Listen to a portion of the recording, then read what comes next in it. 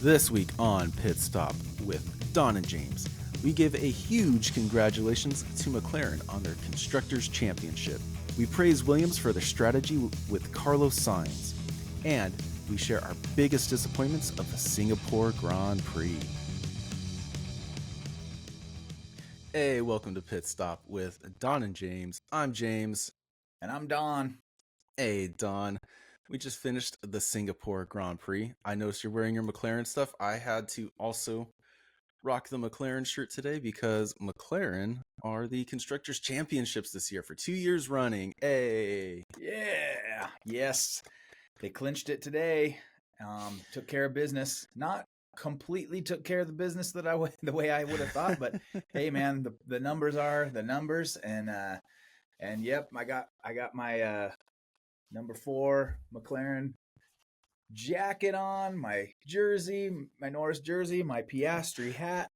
I know you were all decked out today. I'm decked, man. All I need is a pair of some pants or something, some boots, some sunglasses maybe. Some sunglasses, or maybe I need to just get the jumpsuit. Heck, just go all the way in, and get my jumpsuit, and then I'll wear it to the race and be like, put me in, Zach. You already got the Constructors. You need the McLaren and Toomey stuff now. Get a wallet or something. Yeah, heck yeah. So, yep, congrats to McLaren. They pulled it off 2 years in a row. Zach Brown, very successful. I mean, this is good. Yeah, and I like how hands-on he is. Zach Brown was at the race. Well, technically early morning for us, right? Late last night for them. So it was cool to see him and Stella off to the side, giving their thanks to the team and giving a brief little celebration despite how hot it was in Singapore. So yeah, kudos to them, man. Yep. Yeah. Very, very cool. Singapore is an interesting place, a very hot climate. Night race. They're very well known for being kind of the original night race for Formula One. The track is a street circuit, so it offers some unique challenges. I think both you and I would agree that there was a bit of a long stint of not a lot of action in this race, but the start was very intriguing. There was a few battles and pit stop drama that I thought spiced it up. At least I was intrigued enough.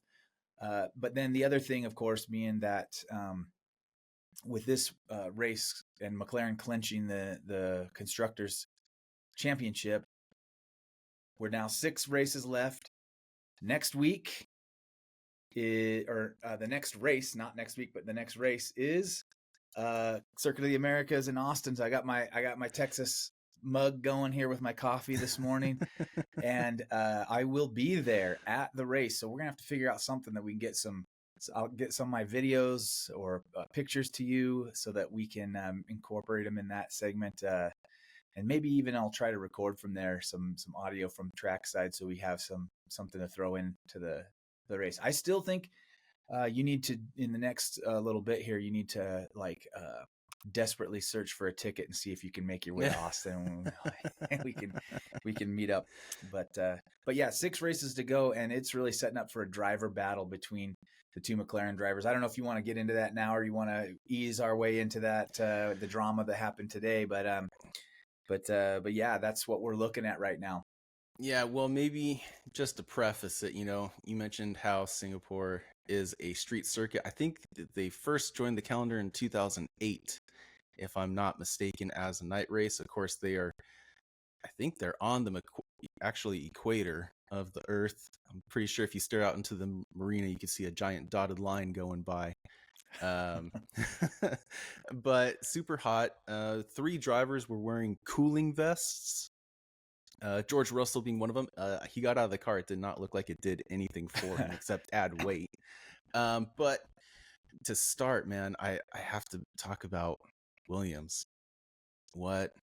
So for those that don't know, Williams had a double disqualification from qualifying for, I believe it was a rear wing technicality that they got caught out on. Something about the measurements wasn't right. Yep.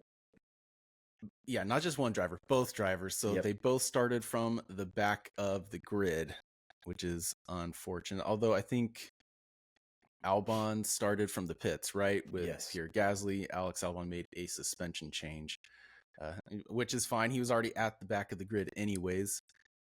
But prior to that, they both made it to Q2. So it was a Q2 exit that they had. Just, man, not the way I want Williams to go, especially after the past few weeks that they've been having. They've been having some great results, and Yeah. this is not a great way to start it off. Well, yeah, the qualifying was a disaster. From the disqualification standpoint, that like you said, they made it to Q2. We'd love to have seen them go into Q3, or at least one of them make it into Q3. They did not, but then the double disqualification was serious heartbreak between Saturday and Sunday. And but at least Sainz made something of the day. Sainz pulls off I mean, come on, man, it was a pretty incredible recovery drive from Sainz. So Yeah, and the thing about it was I didn't even know. You had to break the news to me. yeah, And as soon as you said it, I was like, no, like I immediately got on and I was researching and trying yeah. to find everything I could. I couldn't believe it. I thought you were pulling my leg for a second, but oh man, No, what no what a bummer. April Fool's joke for you this time. Yeah, it was legit. They both, yeah, and you're right, both of them with the rear wing. But I don't understand how that happens. I mean, you can kind of see stuff like coming in under weight or a skid plate issue, but when your rear wing is the measurement is just wrong, who missed that? Right, and the thing is, you read the official statement from the team, which they posted up all over their social media, is that when they said they measured it, everything was up to must. So I don't know where the disconnect is between what they're measuring with and what the FIA is measuring with, but uh, disconnect or not, it resulted in a double disqualification. So starting on the back foot today, not the best, but we'll get into how they played out. But I think we can move on to your boys, the Papaya boys, at the start of the race. What a messy Yeah. undertaking. Well, let's set the table just a little bit. So, Yeah. at the end of the qualifying session, I mean, it was a bit of a surprise how the starting grid was formed up. So, George Russell had a mega weekend. He was flying. He qualified on pole. All credit to Mercedes and to George, who is really proven himself to be a top tier driver. I think I'm impressed with George. We've been talking about him a little bit uh, throughout this season about him sneakily putting in decent points, and now it's gone from that to outright podium, and now race wins.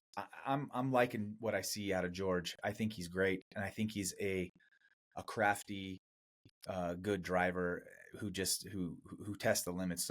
So credit to George for putting it on pole. Yeah, and I think the Max, reason why it seems so sneaky is he never gets any video feed time, no yeah, matter where he's running. and you know Even what's when he, so I funny was gonna about that? say when he was running first in Canada, like they still didn't show him. He's running first in Singapore, and they're not showing Yes. him again. Like no matter where he is, he just does not get the video feed. What is this? What's the anti Mercedes or anti George Russell broadcasting going on? Did he offend somebody up in the control Maybe room? I don't know. he's always in no man land. Like if he's in third, like there's seconds way ahead and fourth is way behind, or even if he's down kind of lower, like sixth or something like that, like fifth is way ahead, and the guy behind him is just nowhere to be found. Like that guy is Yeah. just always by himself running. So yeah, he puts it on pole. Max, again, great performance by Max, who seemed to be uncomfortable with the car all weekend, but Yeah, still managed to put it on P2. And then Oscar put it at P3, so looking strong for Oscar and his championship hopes to put it ahead of his teammate, but also ahead of Kimi, who is in P4, and Lando put a pretty disappointing P5. So that was the top five on the starting grid, and uh, and then I think the Ferraris were just behind them. I think it was Charles, and then Lewis, right behind. reverse. Lewis outqualified Charles. Is Yes. that true? Okay. Yeah. That's right. So so they were 6 and 7. So the Ferrari's behind Lando. Okay, so then there was kind of uh, a damp overnight rain that had happened between Saturday and Sunday.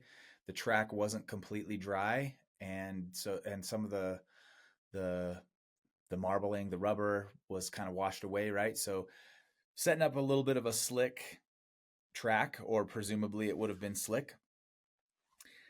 The formation lap happens, like you said, a couple cars in the pit lane, and they hit the 5 red lights and start the race. And it immediately got a little squirrely. And so the start of the race, I think, definitely the most interesting and consequential part of the race. And despite his history of bad starts, Lando jumps and has a great reaction time. George from pole has a great reaction time. Max, not such a great reaction time. A little bit of a slow start, but doesn't yield his position. Stays in second. George gets a nice gap, and but then P3 to P5 was kind of chaos. They go 3 wide pretty much, with Lando making a great move. I thought a nice contest, not only passes Kimi, but gets side by side with Piastri. And then there's a little moment with Max was it into turn 1 or was it into turn 2? I can't remember now. Maybe technically turn 3. Turn 3. And Max, I don't know. Did you see a little twitch from Max, or was it all on Lando?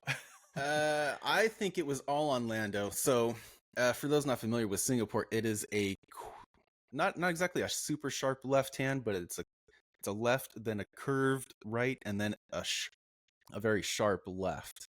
And Lando had already gotten past Antonelli with a great start. He was trying to get the inside line on Oscar for turn 3. And to make sure he was at the apex, he just floored it to get next to Piastri, braked really, really late, hit the back of Verstappen, damaging his front left wing, and still making contact with Piastri, almost putting Piastri into the wall. Opportunistic might be a good word to use.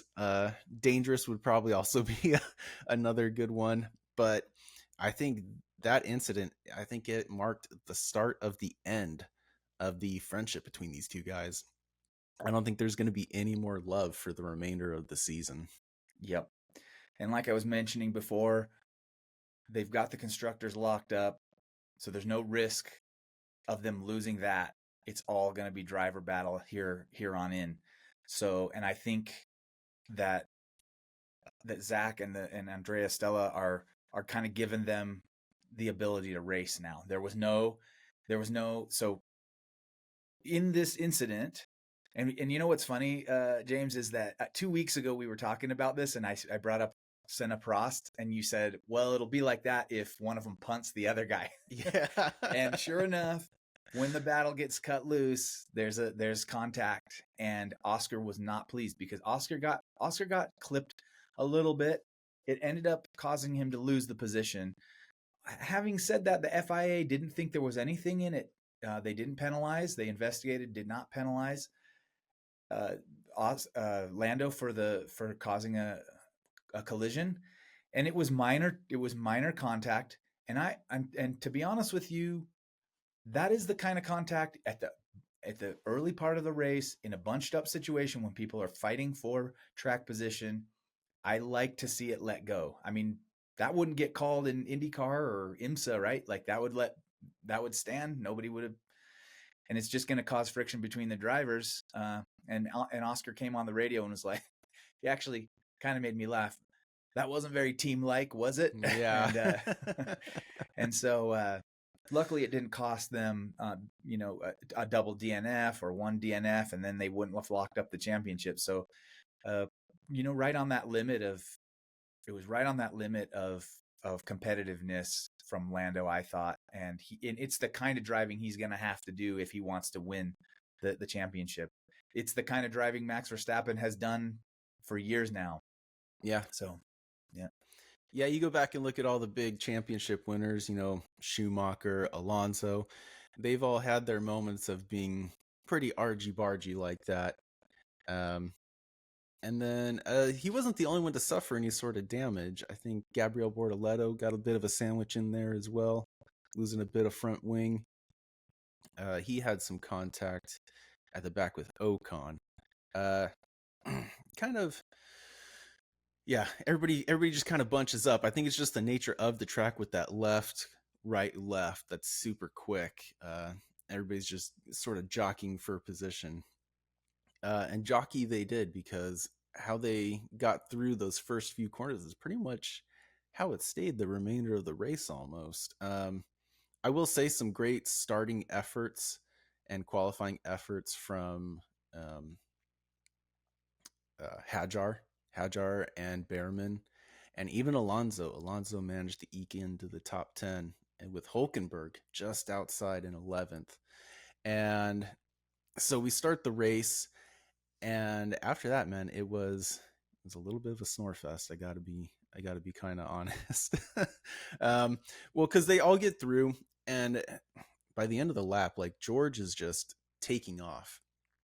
That dude is in a league of his own. Something about him and the Mercedes just really suited the track, man. Like, he was gone, nowhere to be found. Nobody saw him the rest of the race. Even when they were kind of getting kind of close towards the end, I remember they were showing the backside of Max coming out of a corner going down a straight, and Russell was already gone past the next corner. Like, it was just unbelievable how far ahead he was. Yeah, I mean he had a 9-second gap between first and second in the early stint, the first stint of the race, which is that's a great dominant, gap. And then he it later closed up, but Max could never really threaten him.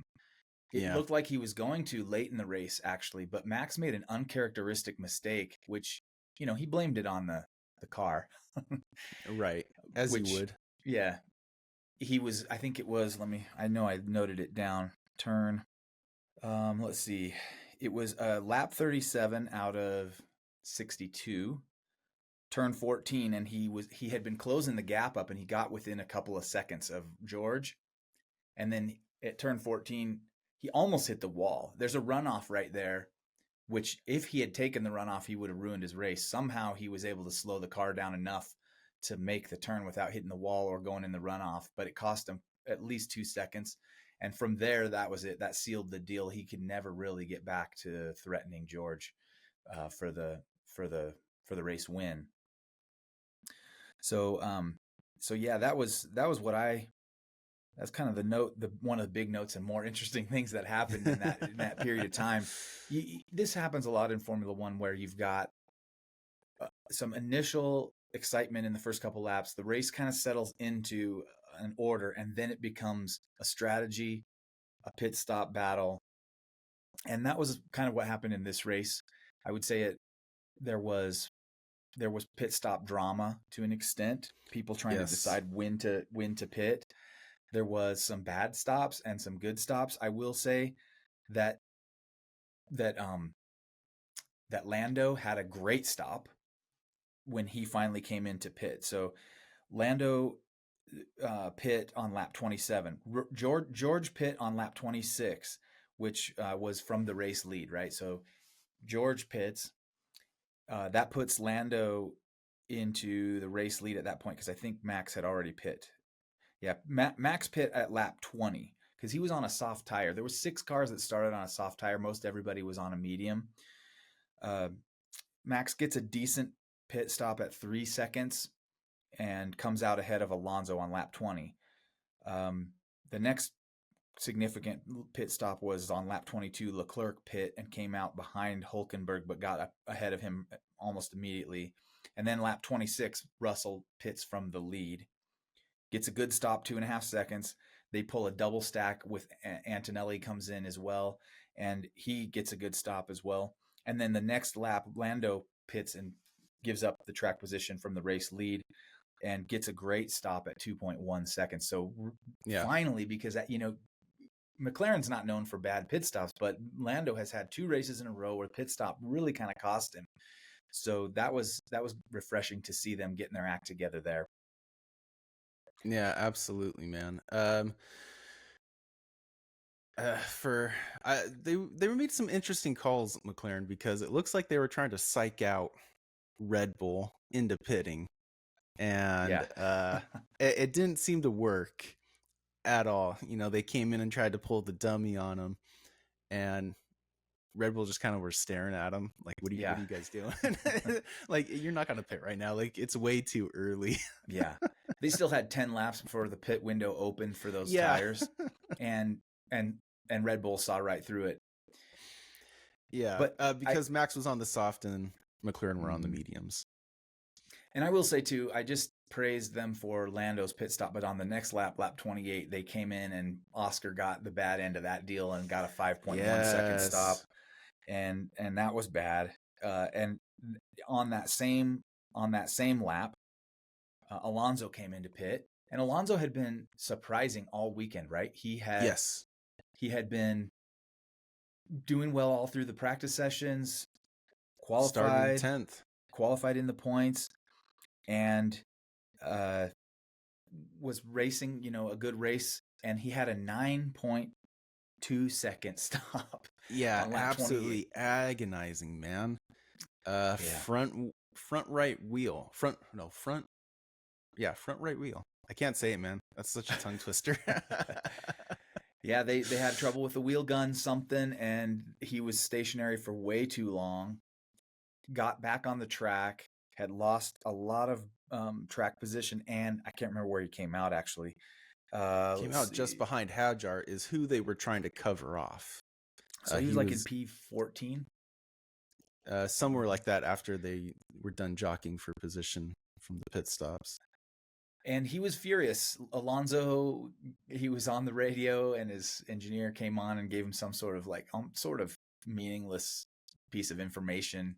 And Alonso said, "If you're going to talk to me every lap, I'm going to disconnect the radio." So he was clearly in a little bit of a mood there. Yeah, it's reminiscent of Kimi Räikkönen. Just kind of leave me alone. I know what I'm doing. Yeah. Yeah, and if anybody knows what they're doing, it's Alonso. And I can't remember what the message from the pit wall was, but it was something really kind of benign. Useless. Yeah. It's like I don't even remember. I won't take a stab at it, but go back and watch it.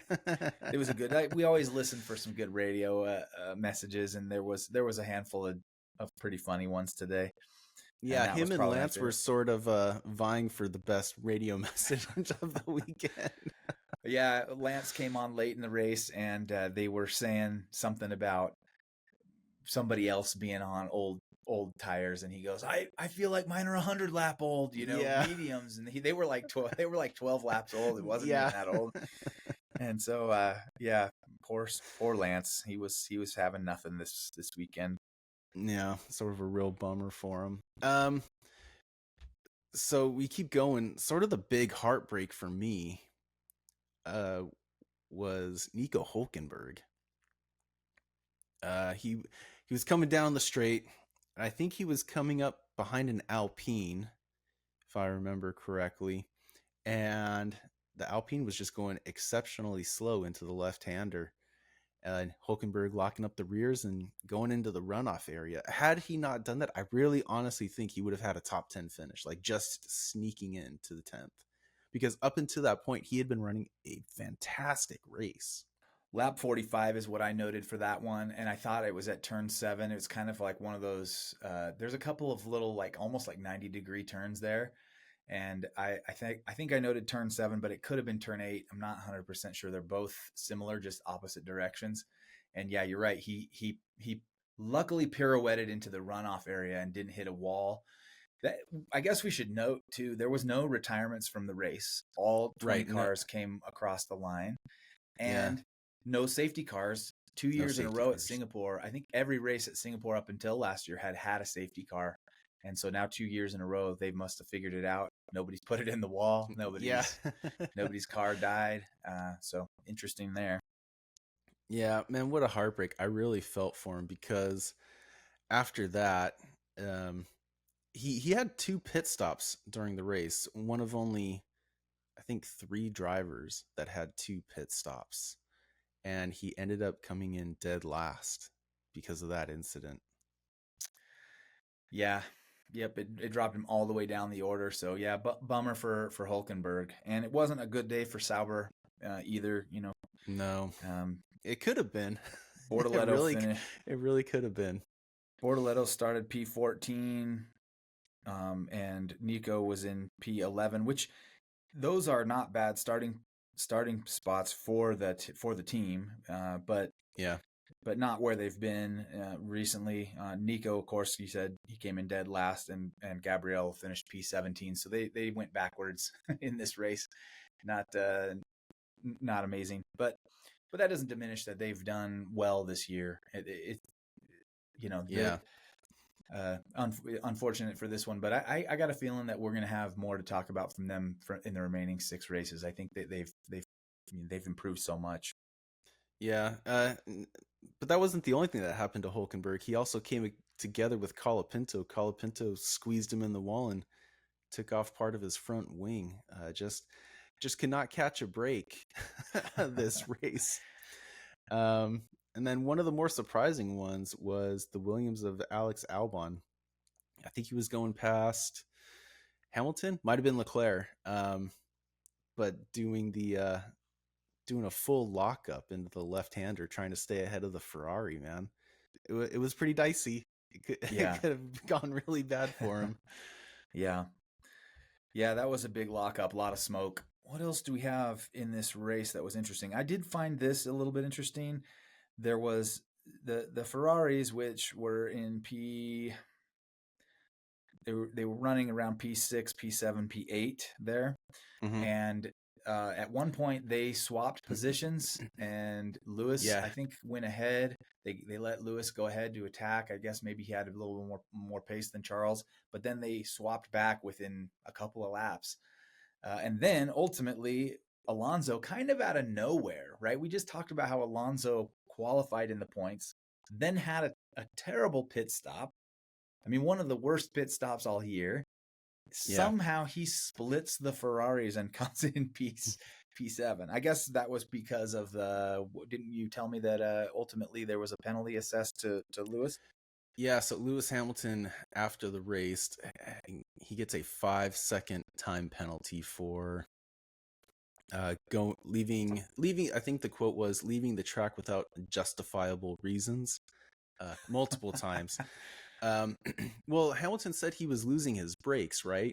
And there was one point going down. I think it was when they swapped places with Charles, and Hamilton went ahead. He he didn't lock up, but there was a huge plume of black smoke coming out of his left front tire. Um, of course, they drive carbon brakes, so it's probably just a huge amount of carbon dust, but not ideal what you want to see. So he was losing brakes, going off. He went off a handful of times, and because he was still trying to drive regular, right? Not taking it into account. And so he has a 5-second penalty, ultimately dropping him behind Fernando Alonso. So Fernando Alonso moves from 8th to 7th. Yep. Whoo. That I mean that. Also, uh, Fernando Alonso's got one of the best moves of the race, going past Isaac Hadjar to get some position. Coming out of turn 3, he lights up the rear tires and storms by Isaac Hadjar. What a fantastic run he had. Yeah, one of the more beautiful overtakes of the day. There wasn't a lot of overtakes, but that was definitely a good one. pretty Absolutely, pretty man. awesome. I think Lewis cut the chicane at one point, didn't he? Cut a few chicanes. And maybe that was part of why they were feeling like this guy needed to take Yeah. 5 seconds back. But yeah, uh, ultimately, the top 10 looked like George with a win, right? So George, of Yeah. course, pulls the win. Huge for Mercedes, who extend their lead in the P2 over Ferrari. We got Max taking a P2, which is again huge for Red Bull. His teammate Yuki did not score any points. Yuki hosed me and my bold predictions. I thought he'd get in those points and be in the top 5. He wasn't even close. He had kind of a forgetful weekend. All weekend finished in P12. It's been every weekend this year for him. I know. I was thinking about it, and I was like, I made a rule for myself earlier when we were doing bold takes. The first few races, I think I made a couple of Yuki bold predictions, and every time I bet on this guy, it comes back to bite me. So that's it. No more. I don't know that I don't know that I can go out on a limb for Yuki anymore. I really like the guy. I thought that the guy has a lot of reasons to cheer for him, but in that second seat, he's not doing anything right now. To be honest with you, I think one of the big mistakes is that Red Bull sacked Checo Perez. He's a race winner in that second seat. Nobody's even come close to race winner in that second seat. So and a multiple race winner. He won races, I think, every year that he was there. So that I think was a mistake for them. I think they'd be challenging well, they'd probably easily be challenging for the P2. I don't know what we could say P3, but bring back Checo, you suckers. It's gonna be now he's going to Cadillac, which I'm happy about. An American team with Checo. I'm liking that. So absolutely. Anyway, Lando takes P3 and cuts just 3 points into his deficit for behind his teammate Oscar for the Drivers Championship. Yep. Oscar takes P4 and he's not happy about it. Kimi Antonelli, good result in P5, adding to his team's overall haul of points. Then the Ferraris in P6 and P7, but like you said, Hamilton gets demoted to P8 ultimately. Alonso takes P7. Behrman with a heck of a weekend, man. He was throwing it around this track all weekend and comes in P9 in the race, gets points for Haas. So, I mean, I haven't talked much about Ollie, but he was good this weekend. Anything to say about Ollie? Yeah, man, Ollie Behrman. So he qualified 9th, as previously mentioned, and he managed to hold it, finishing in 9th. So a really great result from Ollie Behrman. Not really sure what happened to Ocon this weekend. Just a weekend to forget for him. But yeah, man, Ollie Behrman, he's had some really good moments of brilliance this year, and this was just another one of those weekends where everything came together for him. So really happy for him, especially because he gets points, right? And so it moves him up just ever so slightly on the points. But I think you're right. Like it did all come down to strategy this weekend, and no one had a better strategy than my guys at Williams. Well, starting at the back, you have nothing to lose, right? So they started at the way back, starting on the hard tires. I think is what they did. Maybe they started on mediums. I thought Sainz was on a medium. I think maybe it was a medium. It was medium, 6 guys on softs and the rest of the grid. The rest were on mediums. That's right. Medium. So both Williams drivers, they waited kind of until the end of the race. Sainz didn't pit until lap 50, which is only 62 laps in the whole race. But starting all the way from the back where he did, well, I say all the way back, he started 18th, but last car on the grid, he managed to sneak into P10. Out of nowhere. Where did that even come from? Where did that even come from, man? That means he got past Tsunoda, Hadjar, his own teammate, and everybody else. Like they didn't show him anywhere on the feed. And next thing I know, there's 10 laps left. I'm like, what's Sainz doing up here? Yeah, brilliant. Just brilliant. They pulled it off and created points out of nothing. That is a hugely good sign for Williams. I mean, come on. You if you can pull that kind of strategy, there's guys or teams on the grid where that's the way you're going to get your results is being crafty and wily, and you don't have the fastest car, but you're going to pull points and results. That's what they're doing. That's what they need as they continue to improve the speed of the car, which has made big improvements this year. So yeah, good result. Take that point.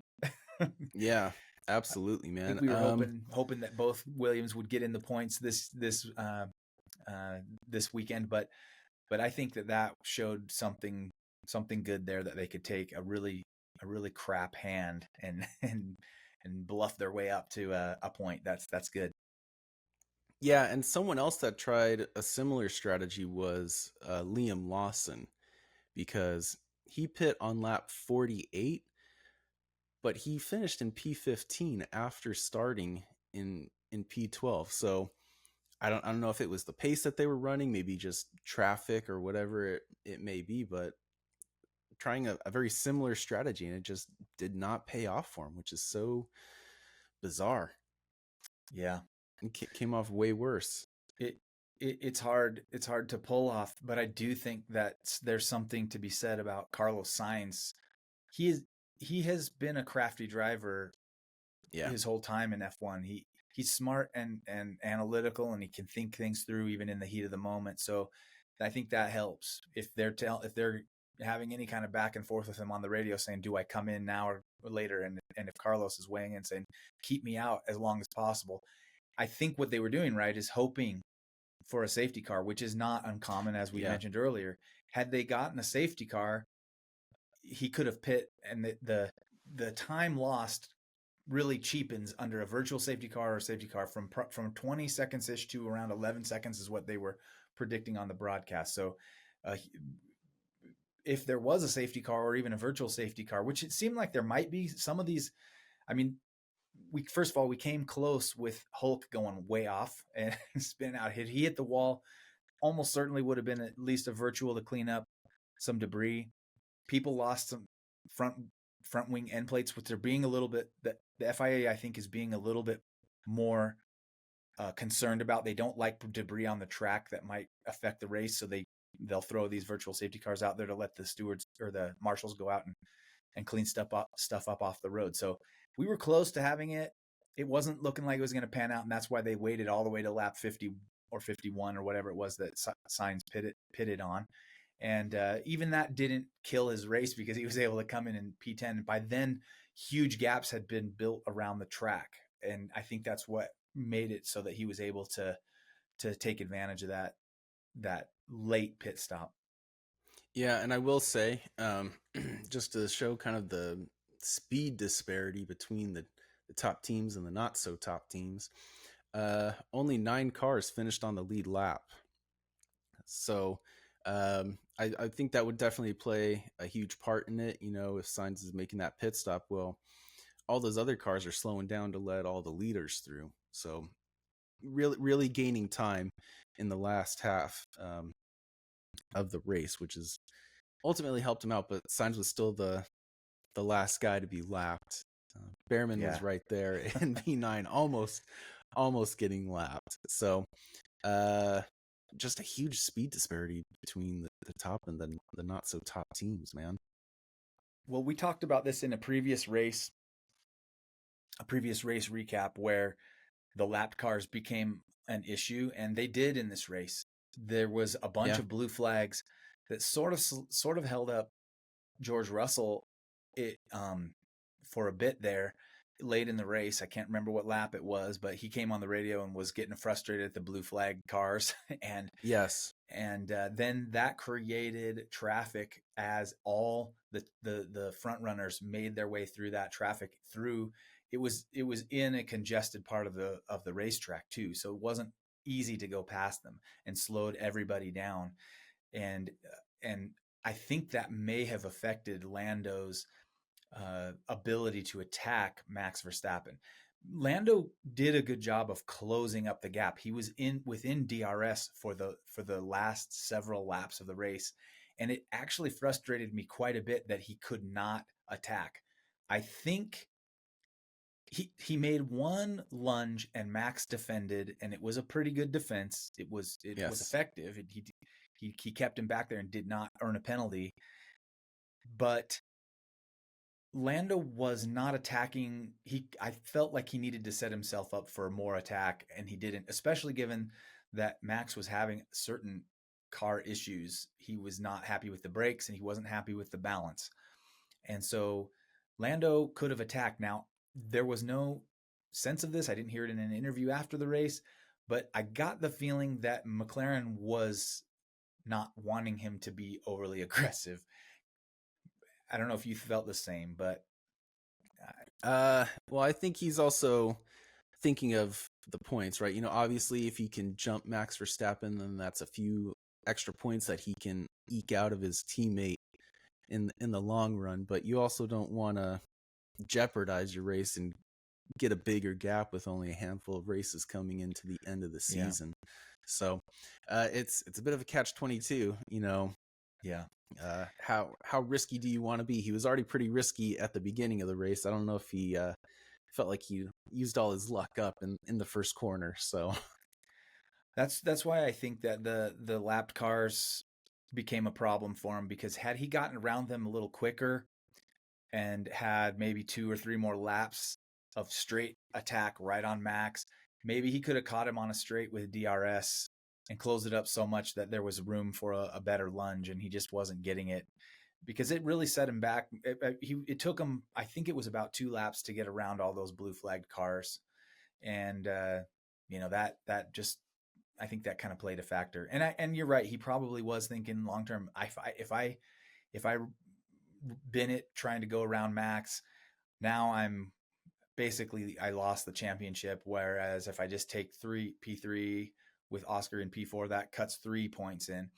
The stats going into this race were, if Lando could cut 4 points per race, he would have caught up to Oscar by the end of the season. And he cut in 3 points. So he came in just under what he needed to cut towards Oscar's lead.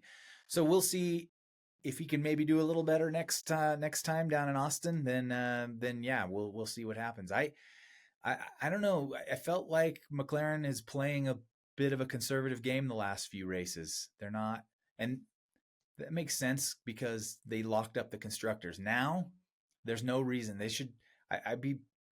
They should let him go. They should just cut him loose. They can DNF the rest of the way, and then McLaren still takes that title, right? If they do that, of course, they might lose the drivers. Be very likely that they would, and I don't think that's going to happen. But they could have some hard battles, and we'll see. This is the end to the season that I've been looking forward to. Yeah, well, when they were interviewing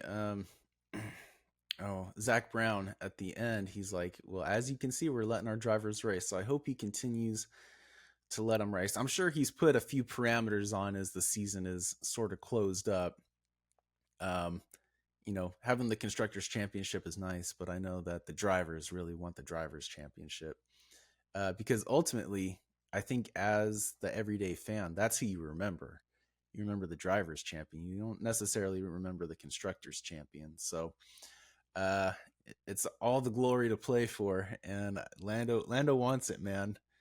To even it out, he's gonna have to come at least second with Oscar in fourth next time to sort of balance the scales. So we'll see how it plays out in Austin, which is our upcoming race. We do have a bye week next weekend though, so a little time for reflection for him, and maybe I don't know if they plan to patch things up, but I expect that it's going to be more like today the rest of the season. There's going to be a lot of love lost, and maybe some more dicey moves for Lando. So he needs it. That's the reality of it, is he has to make the moves when they are presented to him. I hope he keeps this going with the aggressive driving. Even if there's a little contact, it means more excitement for us. I do feel bad for Oscar a bit, but I think that this is racing. I think they are kind of on a level playing field right now with the team orders earlier, kind of offsetting the team orders from last year. Hopefully that they now, can go out there and throw it around the track a little bit. And I don't want to see anybody crash necessarily, but I do want to see them going wheel to wheel and let the riskiest guy win. So we'll see what happens. I think this is going to be excellent for the sport. And the other thing I hope that will continue is Lando with the great start today. It was great to see that, because he just has not been good at starts, and that seemed like something clicked with him today. I don't know what that was, but let's hope he can keep that up, because that'll come into play as we get down these last few races. If he can qualify well and retain position or jump positions if he doesn't qualify on the top, that's what he needs. I mean, I was really stoked that he jumped two places up off the line today. That was awesome. So good job, Lando. Yeah, absolutely. So, man, the anticipation for the next race is really killing me, I gotta say. Like, I'm really excited to see how it all plays out, man. It's still all to play for. I was just looking here at the drivers' standings, and outside of anything crazy happening, I think Max is gonna secure P3, unless Russell can start winning every race, and Max has a few DNFs in there. I think Max is going to take P3. I think Russell's going to take P4. And I think Albon is going to keep P8. He's kind of in no man's land on his own with 70 points. Antonelli's at 88, just ahead of him, and Hadjar's down at 39. When you're only making up 3 and 4 points a race, which would be the case for Isaac Hadjar, I don't think there's enough for him to make it all the way over to make those 30 points up.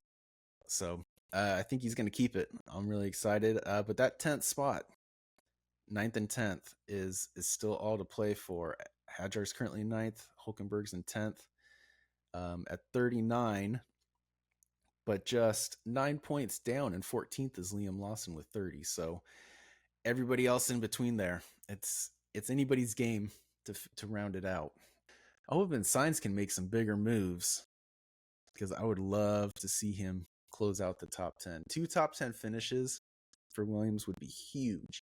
Absolutely huge. Yeah, and it's within his reach. He's sitting on 32, tied with Lance Stroll. And he's only 5 points behind 10th. He's only 7 points behind 9, so that all of that could be made up in one race if the right people, drop out of the points. The right people being Isaac Hadjar, Nico Hulkenberg, and Fernando Alonso. All 3 of those guys are ahead of Sainz. And yeah, I mean, it is not uncommon for those guys to not score points in a race. So he's got a chance. And we'll see. I feel like the Williams has proven that it can race on almost any conditions. We've had some stuff going on where, like, for a while the Mercedes seemed to perform well in the cold, but now they show that they can win a race when it's hot and humid. So the Williams, likewise, I think the successes that they've had this year have been across the spectrum of race conditions. So we'll see. It'll be warm probably in Austin. I haven't looked at the weather forecast. Of course, it's still 2 weeks out, so nothing's reliable anyway. But yeah, Austin. I love Circuit of the Americas. Looking forward to it. We can probably talk more about it next week on the bye week, and then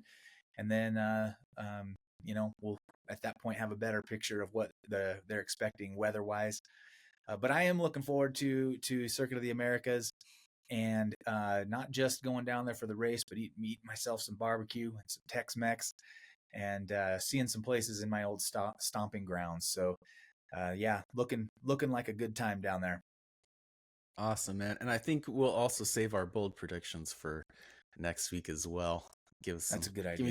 Give me some time to go back in and see just how bold I wanna be for the final few rounds. Yeah, that's a good idea. We gotta come up with some topics for the bye week. But yeah, thanks for recapping our Singapore Grand Prix. I mean, this is man, I can't believe we're so far into the season now. It just goes by so fast. And man, 6 races to go. So yeah, it's definitely one of the seasons to remember. So, For sure. looking forward to it. But thanks for joining me, man. And I'm gonna say adios.